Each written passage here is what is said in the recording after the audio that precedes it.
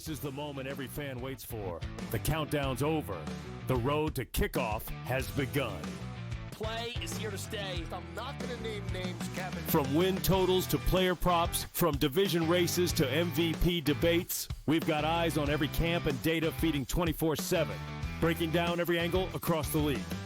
Every pick, every edge, every line that matters. SportsGrid.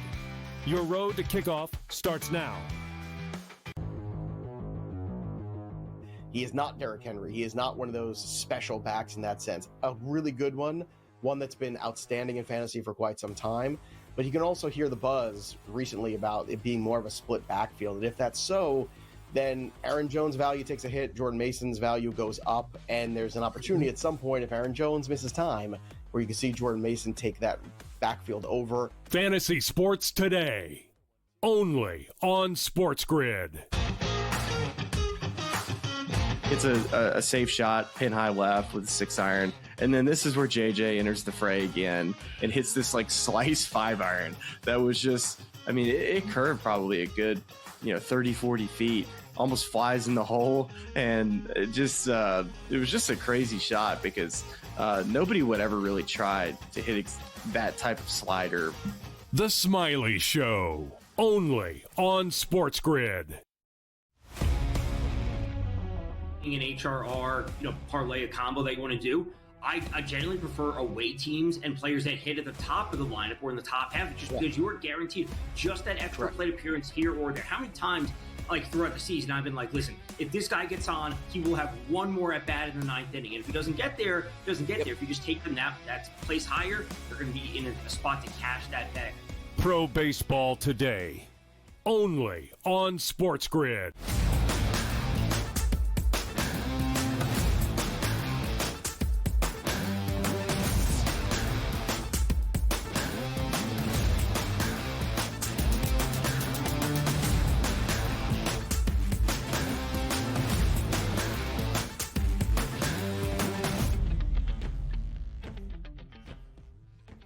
Hour number 2, we're underway right here on the early line. The place to be. It's the SportsGrid Network, setting the table for your SportsGrid day. All the hottest topics, all the handicaps that you need to sort that brainstorm in the morning. Get the brain kicked in. They say, Joe, you're supposed to wake up, go outside, get some sunlight. It recharges the brain. But how about this? Wake up, get your laptop out, turn on the television, go to the SportsGrid app, and get your brain waves cooking right now because the energy is here because it is week 0. There are football games on this Saturday that are live in your living room. College Football Today edition. Joe Lisi, Donnie Rightside, 10 a.m. this Saturday. Be there or be square. I got to make sure I don't run. Joe, I got to make sure I don't run energy by Saturday, by the way, though. So I do have to pace myself a little bit. Oh, start of football season. Energy is not an issue, Donnie. You will be able to get it going here as we...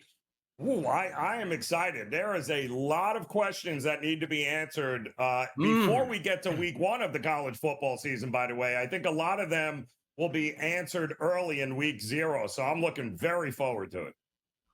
If I really run down by the end of the week and then it turns out Saturday, it's just Lisi live for 2 hours on college football, the mayhem that would ensue. So I got to do the people's work out here. Stay calm. Keep the energy high, get through the week, and now's the time that we say to ourselves, yes, you're watching the show, we enjoy it, but you know what else we enjoy even more? The people reaching out to us. Here's the Fade the Public poll.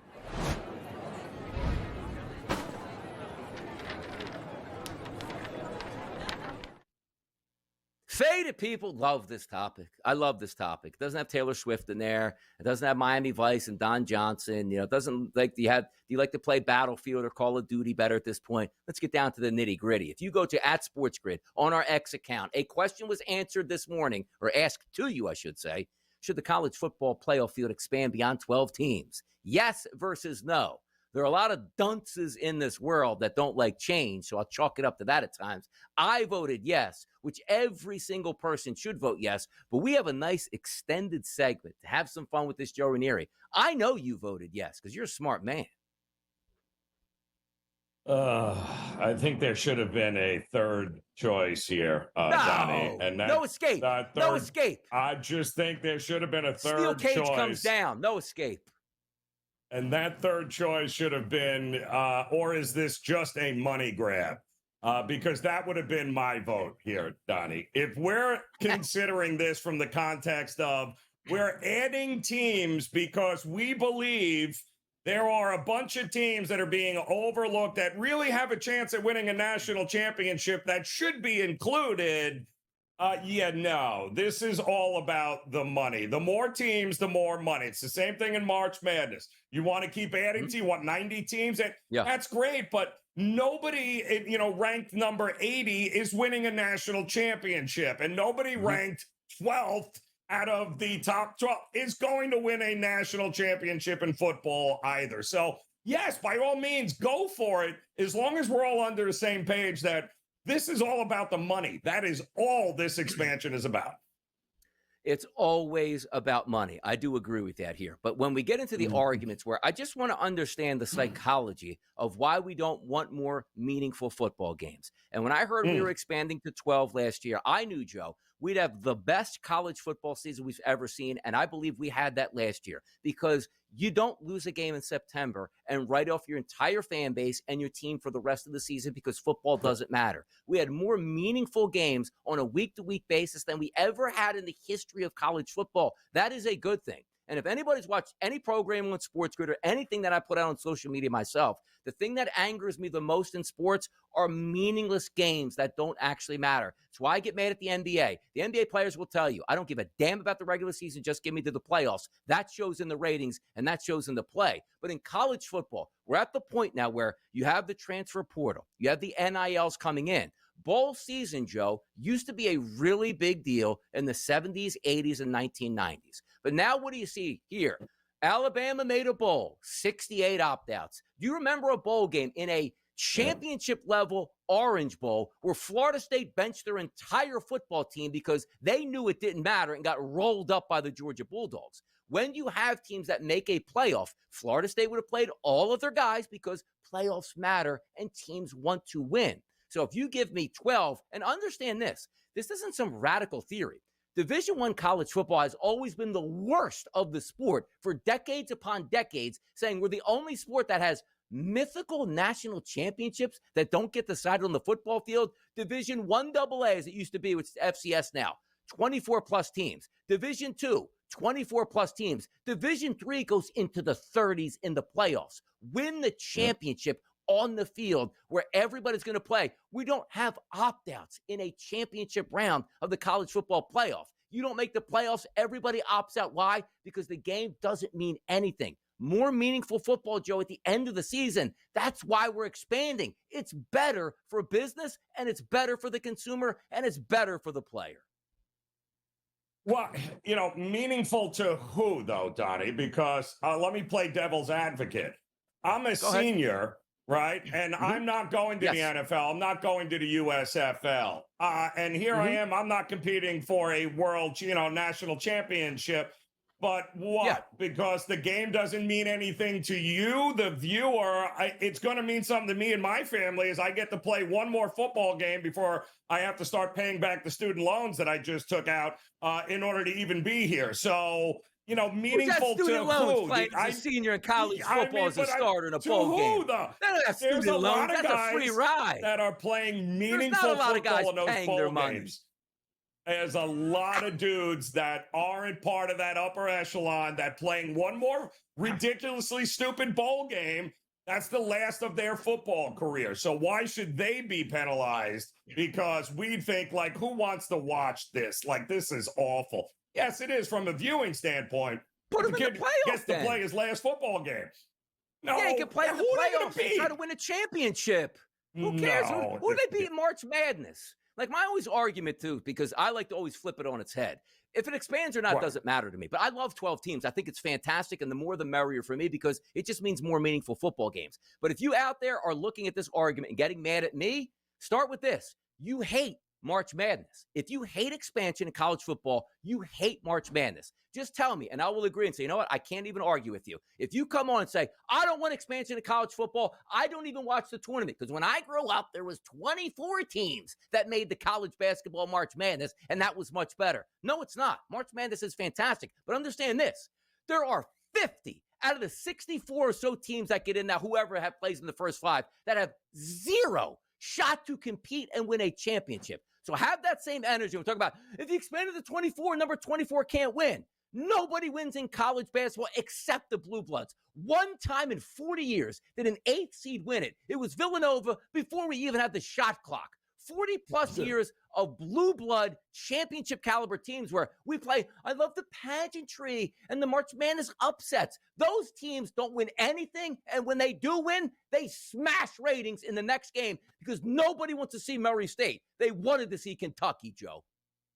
There's only so many George Mason crazy runs to the Correct. Sweet 16 and Elite 8 that you're going to get, but you're not going to build an entire tournament around that concept. And listen, there's even fewer college football teams that can actually win a national championship every year. So, it's give everyone the idea they have a shot when in reality, they don't have much of a shot. Come on, Joe. Get over to my sideline. We'll have meaningful football. Yeah. We'll watch it. We'll enjoy it. We'll drink. We'll relax, and we'll eat. Let's keep ranting next.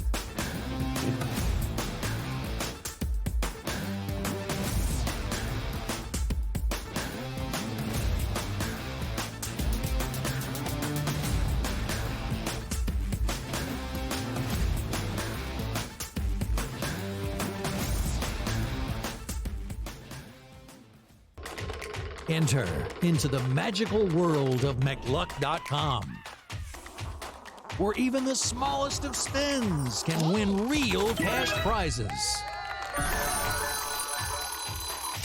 Adventure into over 1,000 of the best Vegas-style slot games. So what are you waiting for? Unlock your free welcome offer today. Join the fun where winners play and players win.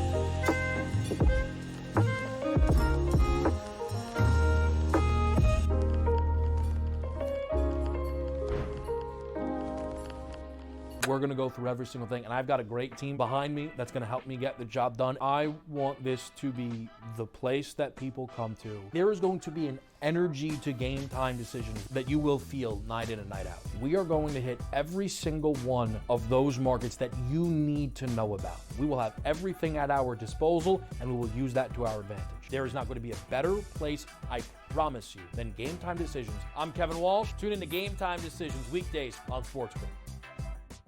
This is the moment every fan waits for. The countdown's over. The road to kickoff has begun. Play is here to stay. I'm not going to name names, Kevin. From win totals to player props, from division races to MVP debates, we've got eyes on every camp and data feeding 24/7, breaking down every angle across the league. Every pick, every edge, every line that matters. SportsGrid. Your road to kickoff starts now.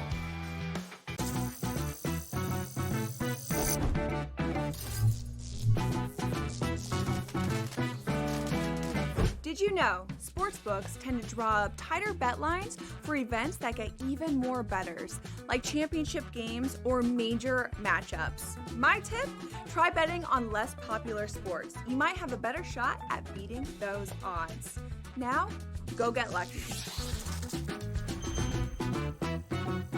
See you in Las Vegas. Let's get lucky.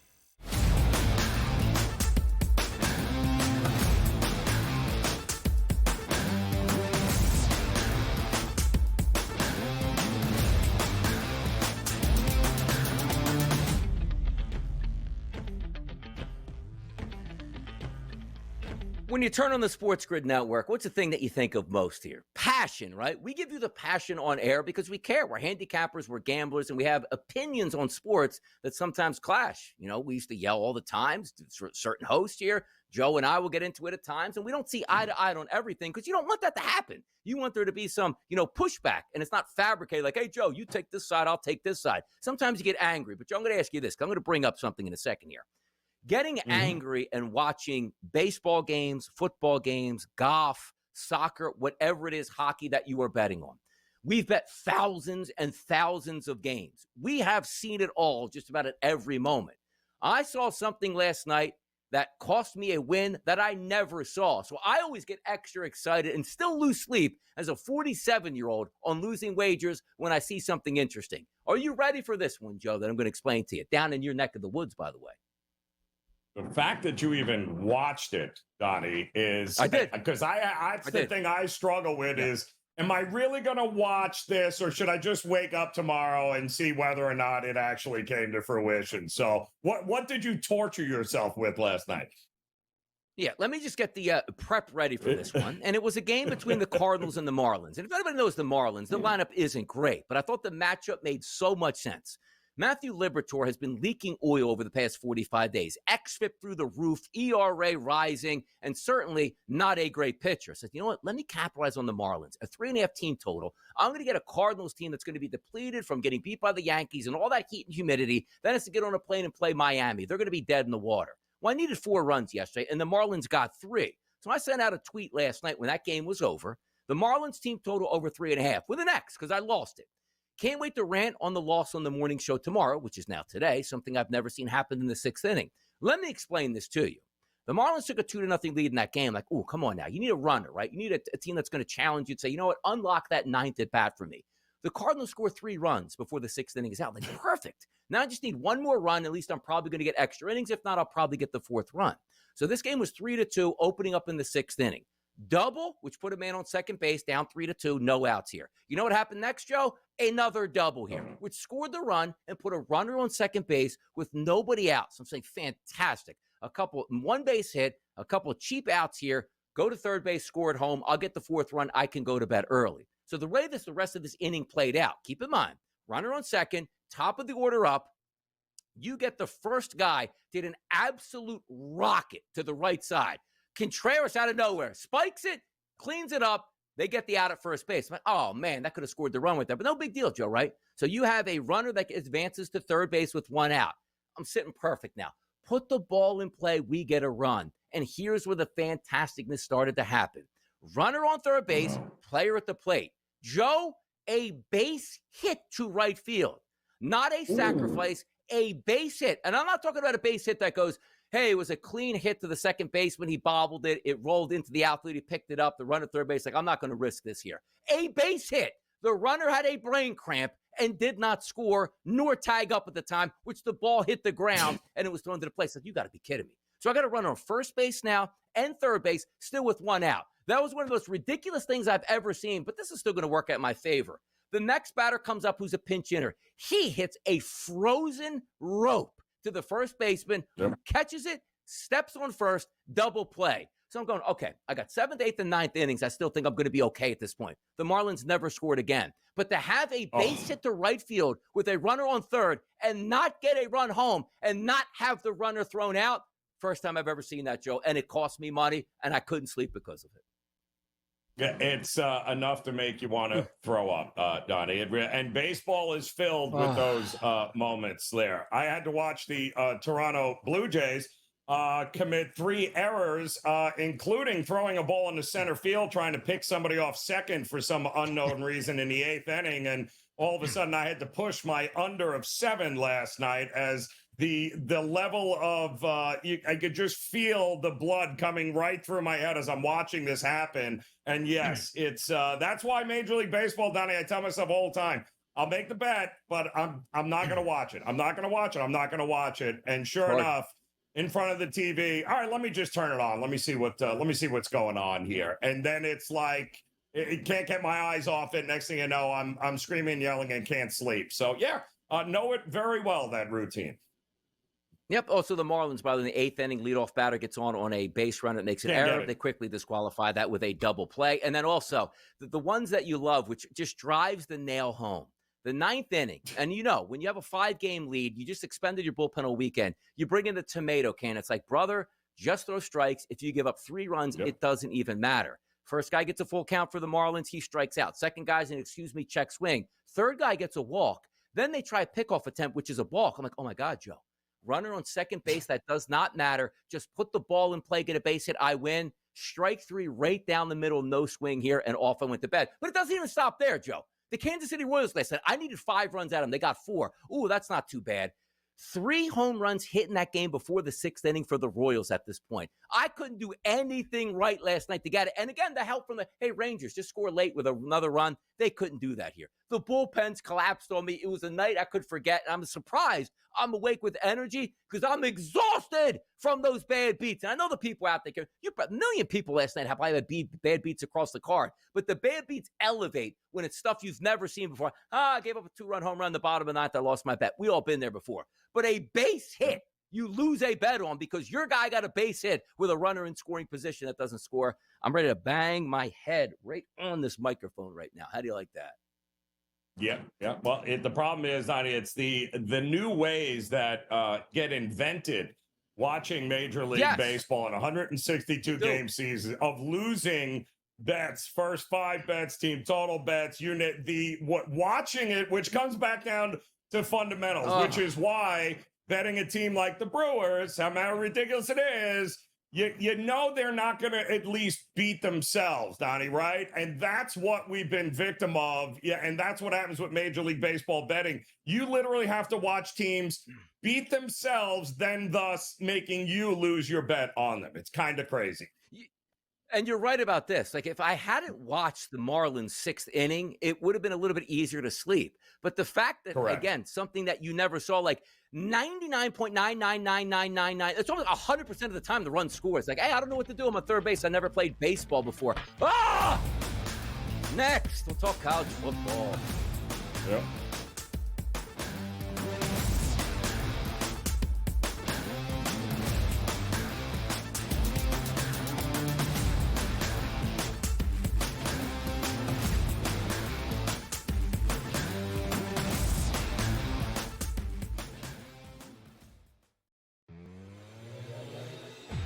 Can't get thrown out like that. You just can't. It's the only thing he's good at is yelling at umpires. Yeah. Other than that, he has no feel for the game, no grasp of the game, no idea how to manage a bullpen, no idea how to write up a lineup card. He certainly has no feel for high leverage spots and who to bring in. Devin Williams. There's nothing he does well other than scream and yell at the umpires. In-game live only on SportsGrid.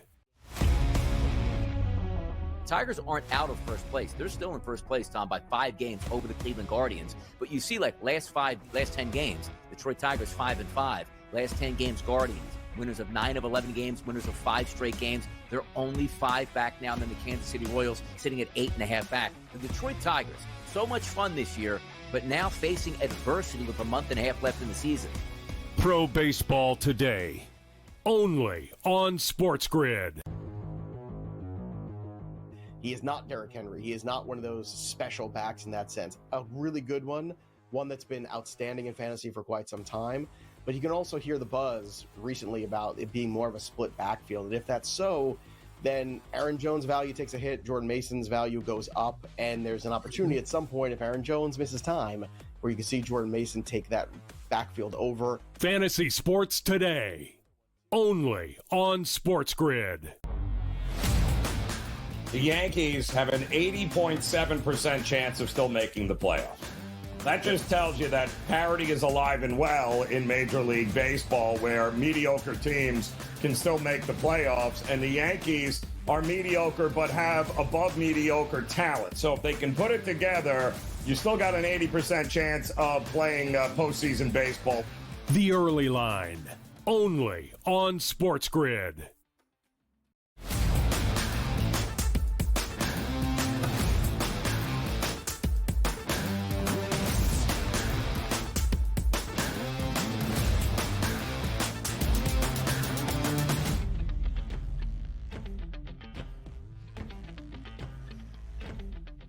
Week 0 in effect here. It is a football week. It will be a football Friday this weekend. And also on Saturday, you don't have to wait too long. A 12 o'clock start for a top 25 tilt that is over in Dublin. We can't wait to get there. But before we make it there, a lot of big decisions, Joe Ranieri, have to be made in the college football landscape. And we got one yesterday. Pete Thamel tweeted out, number 3, Ohio State has named redshirt freshman Julian Sayin the starting quarterback per Coach Ryan Day. who'll make his first career start against number 1 Texas on August 30th. Sayin is a former top 10 overall recruit who transferred to Ohio State from Alabama. Starters in the building. It is Julian Sayin getting the nod for the Bucs. Yeah, and I mean, he was the supposed front runner backing up Will Howard a year ago. The kid was what, a 5-star, I believe, 5-star recruit coming out of high school. So they had always anticipated that at some point he would be the next guy. But all right, well, he is the next guy now. But it took this long to figure out that he was the next guy, Ryan Day. I'm not quite sure what that means, but I think we're going to learn rather quickly in week 0 if, in fact, Julian Sayin is the guy that, forget about national championships. You're not getting back-to-back national championships, right, Donnie? The question is, can you beat Michigan, Julian? Because that is what's going to determine your future at the shoe. You either beat Michigan because you haven't the last 4 tries. That is what's going to matter, and that is what's going to determine if he is the future of Ohio State football. Yeah, there's something to be said about what Joe Ranieri is talking about because, sometimes you like to head into the offseason and anoint a starter. Now, they are kids and you want them to work hard. I understand that. But there has to be a clear lead dog that says, all right, you're the starter. You separate yourself. You're the starter in game number 1. And I think Ryan Day actually came out this past week and was like, yeah, he played good in practice this week, so we gave him the nod. Does that really mean, like, either you have the best quarterback room in the history of college football, or you're worried about starters and be like, man, somebody better just show me something in the final week. Oh, it was Julian Sayin. Now, granted, these aren't walk-ons that just came out of a small high school in Iowa that played 8-man football. Like, this kid was a top recruit, and big things are expected of him. But I always get a kick out of it. This might have been a decade ago. There was a game, I want to say, off the top of my head, it was Ohio State and maybe Virginia Tech who opened the season. And Urban Meyer was still the coach for Ohio State. And he didn't tell anybody his quarterback, didn't tell the team itself until they got to game day. And after kickoff, had the 2 starting quarterbacks lined up and tapped one on the shoulder pad, and they ran out for the first series of the year. Now, I don't advocate that, but I am a little bit worried about Ohio State. That is a massive game to open up. And you told us you didn't have a quarterback that was clear-cut from spring practice to be your starter? That's kind of odd to me. It very much is. I mean, and it was a good competition. I mean, they have legit choices. It's Ohio State. You're always going to have options. But the fact that it took you this long to figure it out means that you've got 3 studs at quarterback here, or that maybe if you got 3, Donnie, you don't have 1, which, again, we're going to find out rather early this season. In fact, in less than a couple of weeks here in the shoe, in fact, when Texas comes to town. Yeah, it's going to be a fun game. It's going to be a fun game to watch. Everybody will enjoy it. But there are some pundits out there like, hey, you know what? It might be the biggest game of the year, but I don't know if I'm going to enjoy it because I don't know if it means anything. Are you kidding me at this point? Like, let's get off this tangent for a second. I'm going to hit the college football odds in a moment.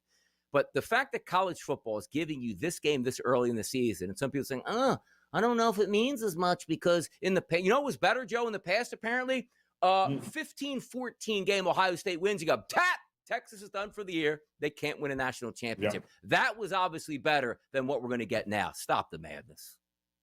Yeah, no, stop the madness is correct here. Listen, this is not going to be the end-all, be-all for either of these teams. A lot of teams, in fact, in week 0, you can't win you can't lose a national championship in week 0, and you know what, Donnie? You can't win it in week 0 either. So you'll learn a little something about your players. We'll learn a little something about these teams. But ultimately, it's not what they do here at the end of August. It's what are they going to be doing in October and November that matters the most.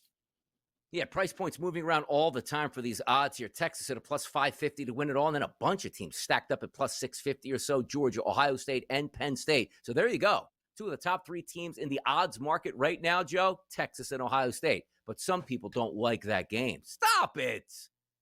Yeah, I don't know why you don't like that. There's a lot of games that we should be very interested to see how they come out here over the next couple of weeks. And very interested maybe in a doubleheader tonight at Wrigley Field that will resume. Maybe it's a Brewers sweep at this point. Come on back and find out. We're handicapping those games next and much more.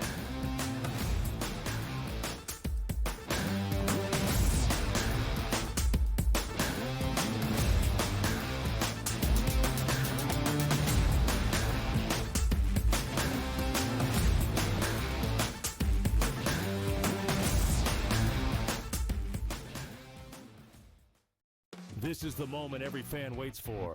The countdown's over. The road to kickoff has begun. Play is here to stay. I'm not going to name names, Kevin. From win totals to player props, from division races to MVP debates, we've got eyes on every camp and data feeding 24/7, breaking down every angle across the league. Every pick, every edge, every line that matters. SportsGrid. Your road to kickoff starts now. He is not Derrick Henry. He is not one of those special backs in that sense. A really good one that's been outstanding in fantasy for quite some time. But you can also hear the buzz recently about it being more of a split backfield. And if that's so, then Aaron Jones' value takes a hit, Jordan Mason's value goes up, and there's an opportunity at some point, if Aaron Jones misses time, where you can see Jordan Mason take that backfield over. Fantasy sports today, only on SportsGrid. It's a safe shot, pin high left with a 6-iron. And then this is where JJ enters the fray again and hits this like slice 5-iron that was just, I mean, it curved probably a good, 30, 40 feet, almost flies in the hole. And it was just a crazy shot because nobody would ever really try to hit that type of slider. The Smiley Show, only on SportsGrid. An HRR, parlay a combo that you want to do. I generally prefer away teams and players that hit at the top of the lineup or in the top half, just because you are guaranteed just that extra plate appearance here or there. How many times, throughout the season, I've been like, listen, if this guy gets on, he will have one more at bat in the 9th inning. And if he doesn't get there, he doesn't get there. If you just take them that's place higher, they're going to be in a spot to cash that bag. Pro Baseball Today, only on SportsGrid.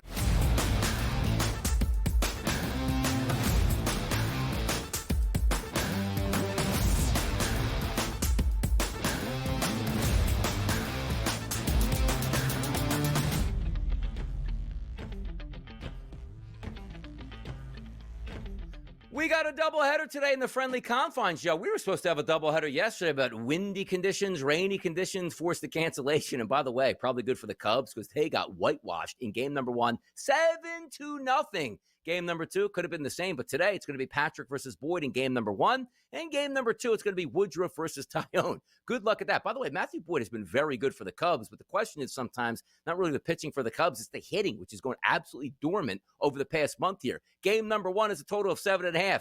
Game number 2 is a total of 7. Without checking the forecast, Joe, can you tell me which way the wind is blowing today? Yes, I can tell you that the wind is blowing in, Donnie, because once again, we've got a under 7 right now in this spot here with the Cubs and the Brewers. And if it ain't broke, don't fix it. I don't trust the Cubs lineup at all, so I'm going under. I'm telling you, it sounds like Joe's going with He's going with the dog as well right now, Joe. Look at that dog. You can dog it up. By the way, if you just dogged it up here, Chicago getting about a plus 120 game number 1. Chicago game number 2, roughly that, plus 100 if you can find it out there at the Westgate in Vegas. Come on now. You go dog, Joe. You're making money today. Or you just say, hey, look, it ain't broke. You don't need to fix it. They won 14 games, lost, came back with a smoke show, 7-0 touchdown win yesterday. Are we getting another smoke show from Milwaukee that goes, we're just going to beat down the Cubs in the submission, for there's no reason for them to show up in September? Just wait to find out exactly what you're going to get in the first one, Donnie, because I think if the Brewers lose the first one, and I think that's the best shot for the Cubs, is to have Boyd get it done, then I'm looking to come back the other way in the night game with Woodruff. So my hope is, you know what? Maybe Boyd pitches lights out, get the Brewers on the ropes in game 1, and then come back in big over the top with Woodruff in game 2, because I think this has got split written all over it. But I think the Cubs' best chance is this game coming up this afternoon. They've got to get a win behind their top pitcher in Boyd. They got it. If they don't, then the wheels might fall off tonight with Woodruff on the mound.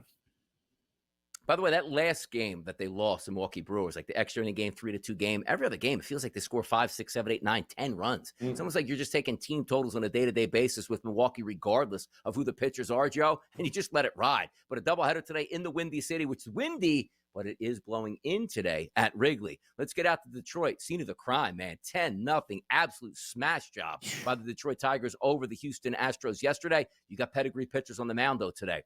Brown versus Skubal. 640 start, 961, 962 on the rotation. A total that opened up at 6.5. It's actually a little bit higher to 7 today, Joe. But a favorite here for Skubal overnight in that minus 150 range. No longer there. Minus 168s, minus 175s, and minus 180s out here in the sports landscape, depending on where you're shopping.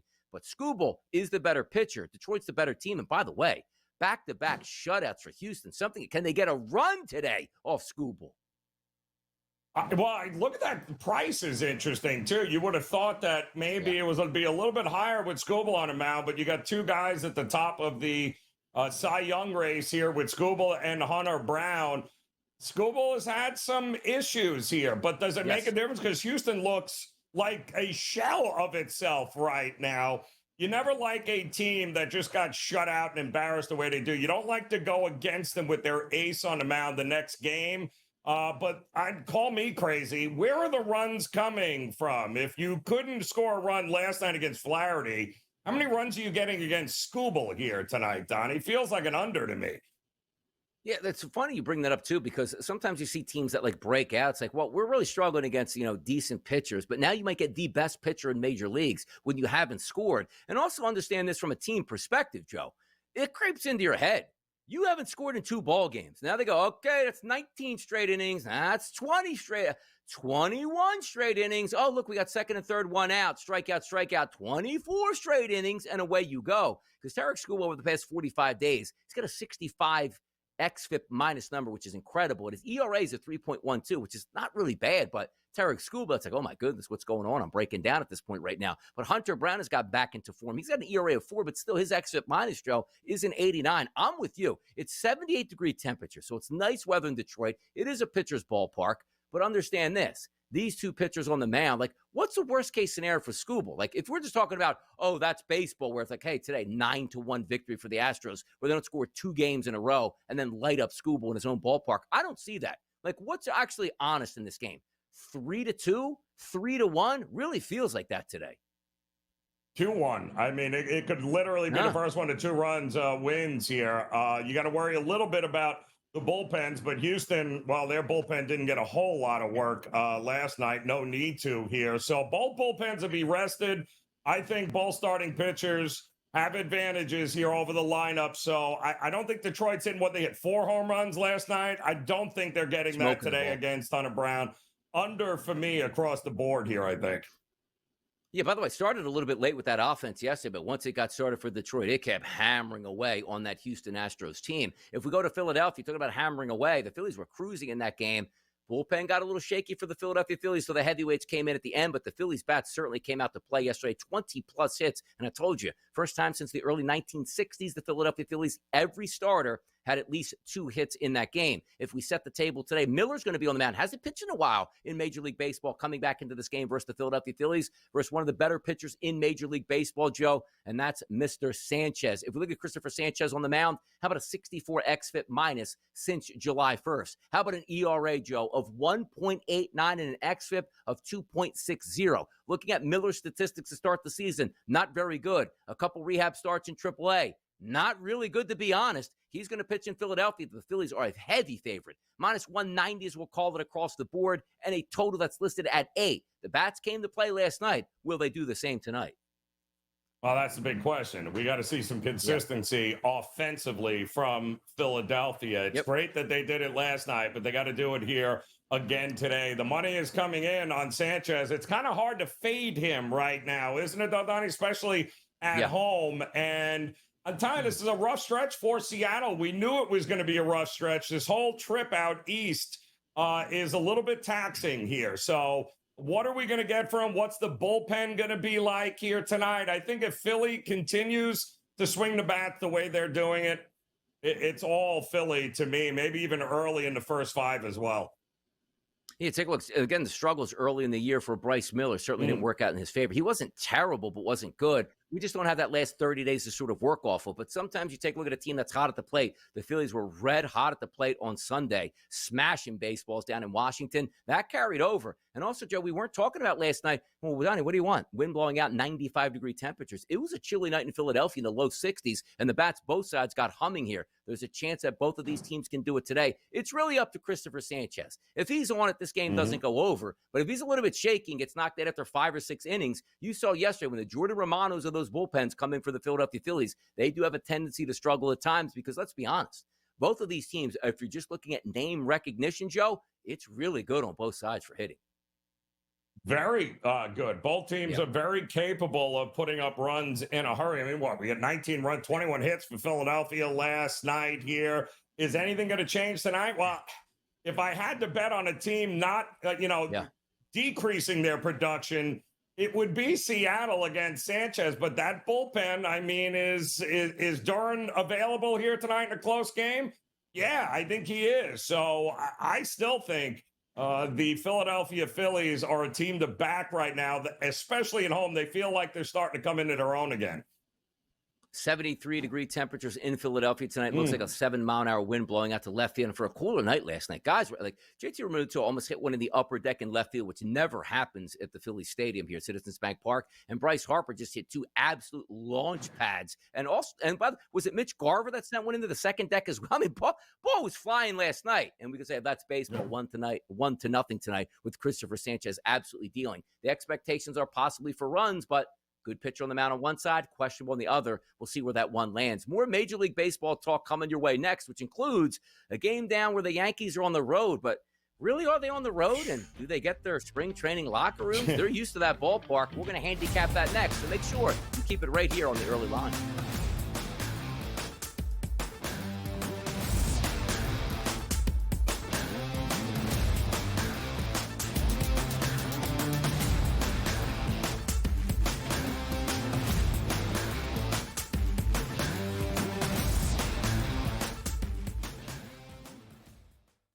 This is the moment every fan waits for. The countdown's over. The road to kickoff has begun.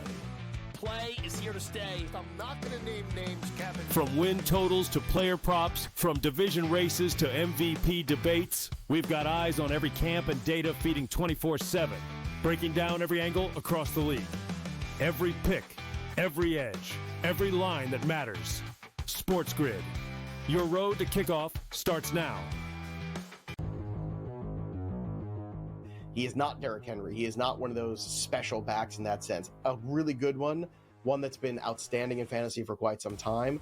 But you can also hear the buzz recently about it being more of a split backfield. And if that's so, then Aaron Jones' value takes a hit, Jordan Mason's value goes up, and there's an opportunity at some point if Aaron Jones misses time where you can see Jordan Mason take that backfield over. Fantasy sports today, only on SportsGrid.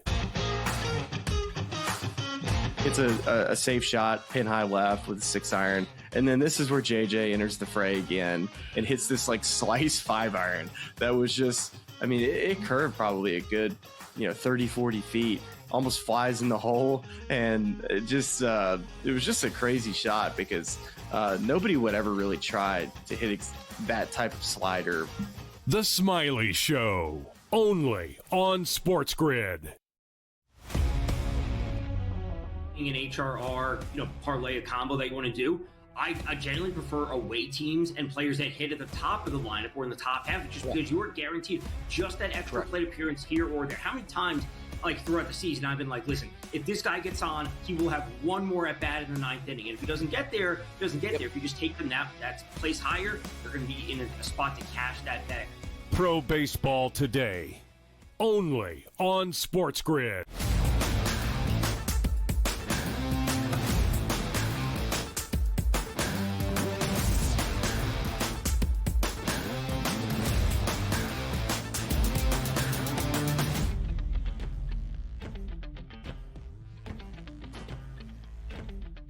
On the road again. The New York Yankees on the road, but really at home. Can some of those players stay at the condos they probably rent or just have purchased there in Tampa, in that area? We'll find out tonight because the Tampa Bay Rays are playing the New York Yankees, but it is George Steinbrenner Field, which is hilarious, with the same exact dimensions of Yankee Stadium in New York. If there was ever a road game where you feel at home, it's going to be the New York Yankees tonight. Carlos Rodon, the lefty, is going to be on the mound, Joe, going up against Shane Baz, 965, 966 on the rotation, 735 tonight. Heat and humidity into the ballpark, but are runs really expected tonight, Joe? 8.5 at the opening number here, down to 8s across the board. A Yankee favorite at minus 142. You're seeing as low as minus 126s and minus 120s across the board. What's the deal with that crash on the Yanks, and who's buying the Rays?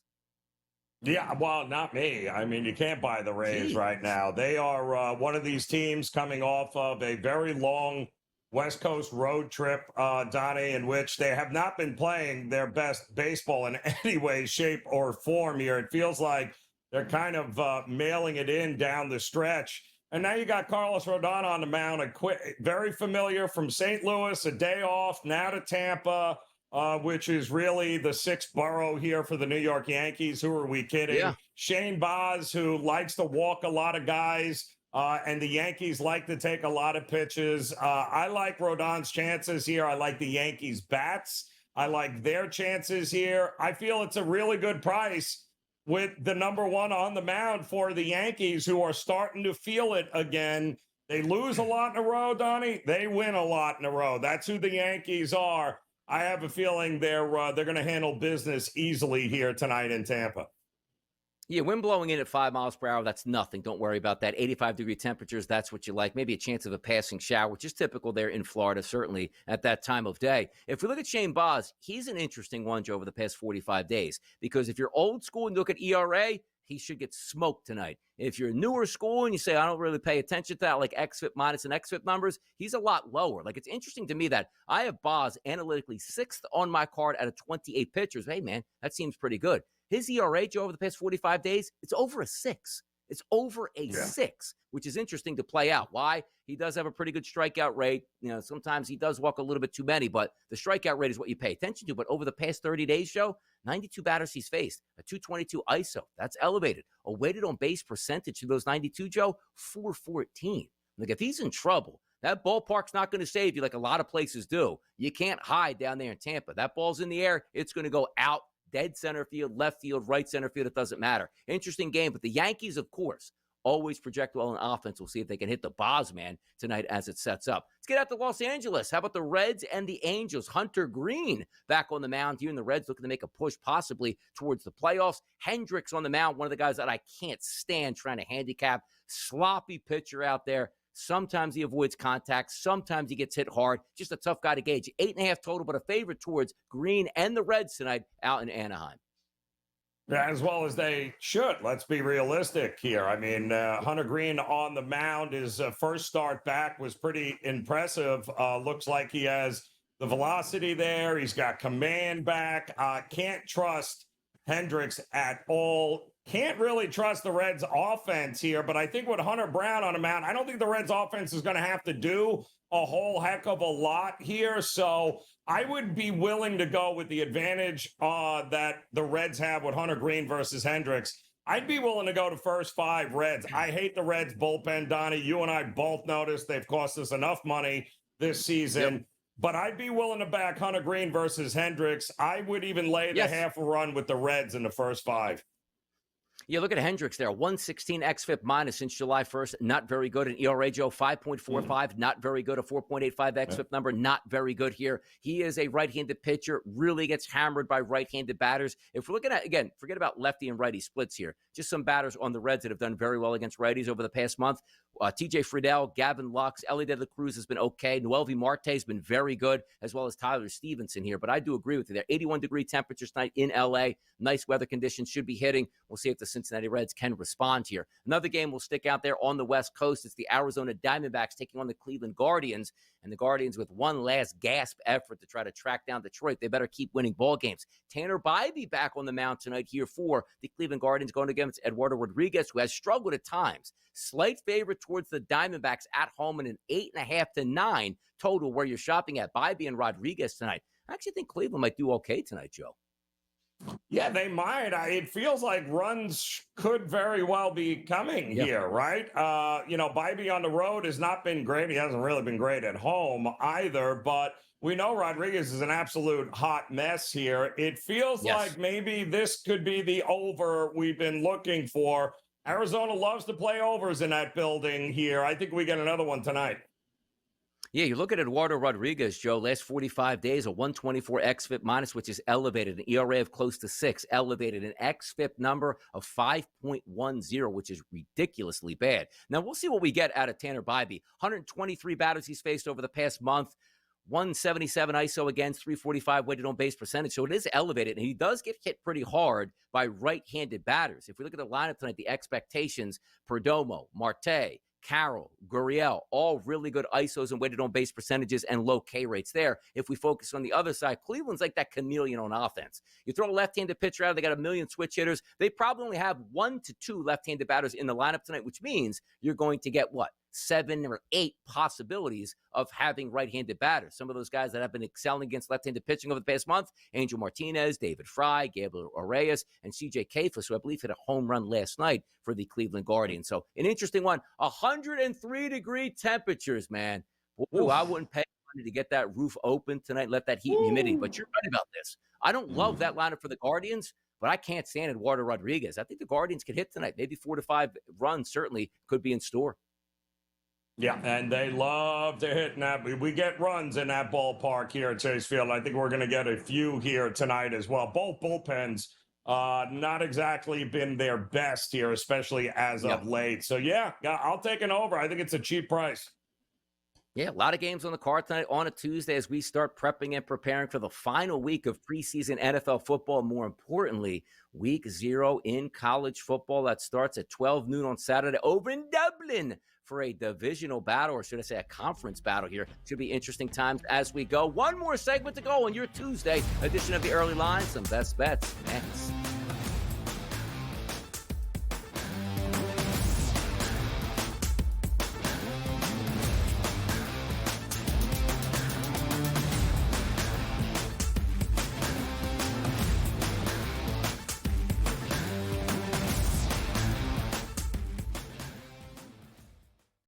This is the moment every fan waits for. The countdown's over. The road to kickoff has begun. Play is here to stay. I'm not going to name names, Kevin. From win totals to player props, from division races to MVP debates, we've got eyes on every camp and data feeding 24/7, breaking down every angle across the league. Every pick, every edge, every line that matters. SportsGrid. Your road to kickoff starts now. He is not Derrick Henry. He is not one of those special backs in that sense. A really good one that's been outstanding in fantasy for quite some time. But you can also hear the buzz recently about it being more of a split backfield. And if that's so, then Aaron Jones' value takes a hit, Jordan Mason's value goes up, and there's an opportunity at some point, if Aaron Jones misses time, where you can see Jordan Mason take that backfield over. Fantasy Sports Today, only on SportsGrid. It's a safe shot, pin high left with a 6-iron. And then this is where JJ enters the fray again and hits this slice 5-iron. That was just, it curved probably a good, 30, 40 feet, almost flies in the hole. And it was just a crazy shot because nobody would ever really try to hit that type of slider. The Smiley Show, only on SportsGrid. An HRR, parlay a combo that you want to do. I generally prefer away teams and players that hit at the top of the lineup or in the top half, just because you are guaranteed just that extra plate appearance here or there. How many times, throughout the season, I've been like, listen, if this guy gets on, he will have one more at bat in the 9th inning. And if he doesn't get there, he doesn't get there. If you just take them that's placed higher, you're going to be in a spot to cash that back. Pro Baseball Today, only on SportsGrid.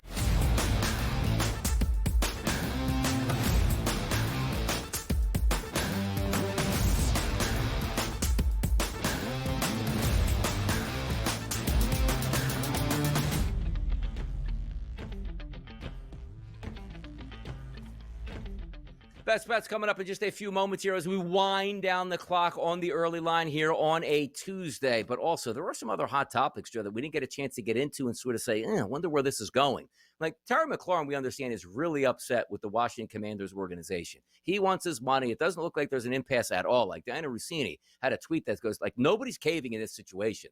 Like, this is a true stalemate where we might miss football games.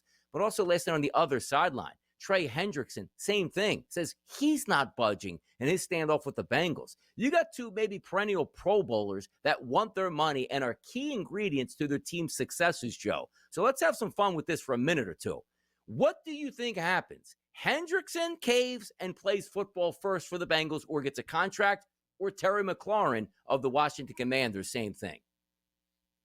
Well, it's funny. They asked Burrow last night after the game about Hendrickson and what he thought was going to happen. And he said that, quote, I think historically these deals with us have gotten done closer to week one. He said he signed the Thursday before the first game. He said Jamar picked up, he says he thinks just before the first game as well. So Burrow's thinking that this is how they do business here, and don't be shocked if the deal gets done 24 hours before kickoff. So, and Burrow obviously wants him on the field, and the defense, the way they're getting gashed this preseason, needs him on the field. So I think Hendrickson's deal is going to get done one way or the other. It'll probably happen just before game one.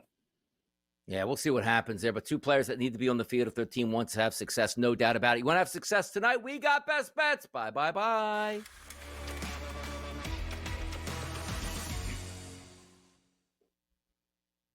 And Joe, your best bet tonight, because we're going to say bye, bye, bye more ways than one today, I figure. So go ahead. Yes, we are. But where is my PC Richards whistle there? Because I can tell you right now. There it is. Ooh. Give me the New York Yankees here tonight to get done against a very short series against the Tampa Bay Rays. Also a cheap price. I had this priced closer to about $1.50. So minus 135, minus 140 is a go for me with Carlos Rodon on the mound going up against Shane Baz, who's been, like Donnie had mentioned earlier, a complete train wreck. But so is this offense. They are 27th in Major League Baseball right now with a 77 WRC plus, and they're 29th, striking out 27.5% of the time. This is not a very good hitting Rays team. They are not in their right split here against the lefty Rodon. I like the Yankees bats getting it done. By the way, Judge hitting 229 in August. Stanton is now a pinch hitter in most games because he can't keep playing right field. So guys like Ben Rice, guys like Trent Grisham are showing up and showing out here. I think that continues, and I like the Yankees to get it done against Tampa tonight. There you go. For me, I'm going to switch it out. I'm going to go with the San Diego Padres, not to win the game against the San Francisco Giants, but they hit tonight. And by the way, they got robbed of a home run. They should not have got robbed from a home run yesterday. That game ended up 4-3. That home run meant a big deal in their loss. But the Padres team total over 4.5 for me, Joe. Simple here. Kai-Wei Tang, the pitcher here for the Giants, is not very good. He's been lit up so far in his early Major League Baseball career. The San Diego Padres lineup does have very good ISOs and weighted on base percentages against right-handed pitching over the past month. 75 degrees tonight in San Diego. I am taking San Diego tonight to have a team total over 4.5 runs. How you feel about that? So we're going 2-0 tonight, I'm feeling the heat. I think we are sweeping it here, Donnie. No more pushes like we had last night, or ridiculous ways to actually lose some bets here. So I like the Padres bats to come alive here tonight. I am with you. I'm expecting runs, and more runs from them. Yeah, any more bad beats, I can't take it. I won't be able to sleep at night. It'll be ridiculous at this point. But we always do our bye-bye-bye sections here at the end of the show to give you the best way to be sent off into your SportsGrid day to win some money. But also at this time, too, bye-bye-bye to one of our producers here, which is Joe Frieso. And if anybody's ever worked with him here at the SportsGrid Network behind the scenes, one of the most professional, kind individuals you will find that is always there to help you out. And the reason why Joe and I look so good on the air talking about Joe Ranieri is that Joe Frieso behind the scenes was a big part of that here on the early line. We're going to miss him, but as always, wish those people well, because when you work hard and you do really good work, you tend to elevate yourself in the community and also in the workspace here. And Joe certainly has done that here at the Sports Grid Network, Joe, and I wanted to give him that acknowledgement here before we got out of here. No idea who he is, but yes, best of luck, whoever it is there. Joe Frizo behind the scenes. Made a big impact on his career here, but that'll do it for another edition of the Early Line for Donnie Wrightside and Joe Ranieri. The best part about it, we will see you bright and early tomorrow morning right here on the Grid.